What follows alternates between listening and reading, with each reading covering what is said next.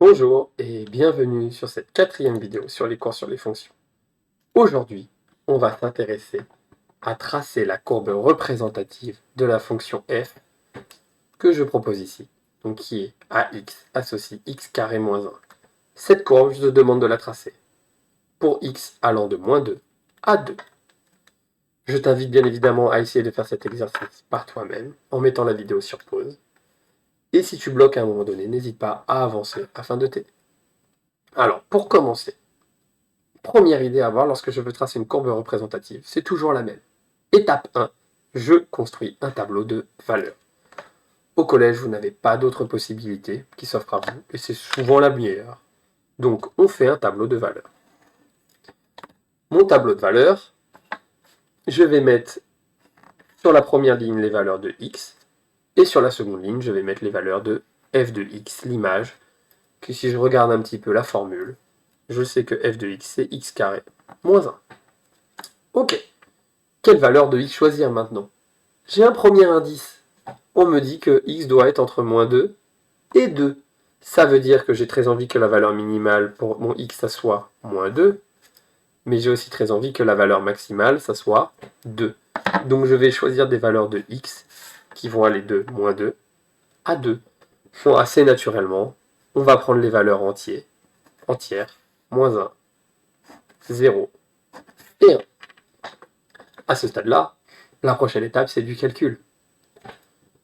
Si x vaut moins 2, combien vaut f de moins 2? Il suffit de faire le calcul en remplaçant x par moins 2. Alors attention, moins 2 au carré fait 4, moins 1, ça te donne 3. Moins 1 au carré, 1, moins 1, 0. 0 au carré, 0. J'enlève 1, donc moins 1. 1 au carré, 1, moins 1, 0. Et 2 au carré, 4, moins 1, 3.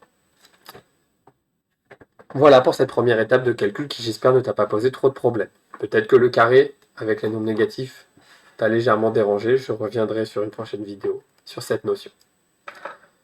Maintenant que tu as ton tableau de valeurs, que faire? J'ai mes valeurs.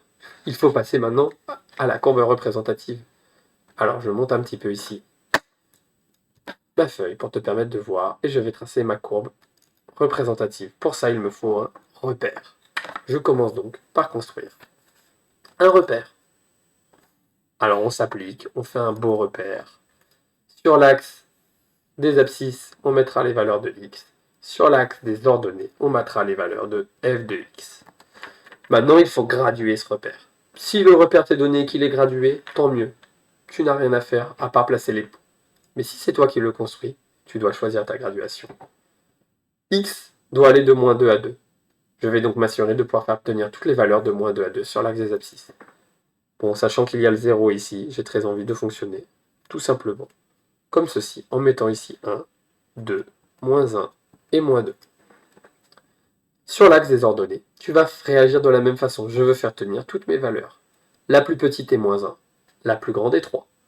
Donc je dois pouvoir aller jusqu'à 3, mais aussi jusqu'à moins 1. Donc 1, 2 et 3, et ici jusqu'à moins 1. Je sais désormais que ma courbe elle va tenir sur ce repère. Il ne me reste plus qu'à placer les points. Quand x vaut moins 2, je me place en moins 2 sur l'axe des x. F de x vaut 3. Je vais chercher la valeur de 3. Et je mets un point. Quand x vaut moins 1, c'est f de x qui vaut 0. Je suis donc ici. Quand désormais x vaut 0, f de x vaut moins 1. Quand x vaut 1, f de x vaut 0. Et quand x vaut 2, f de x vaut 3.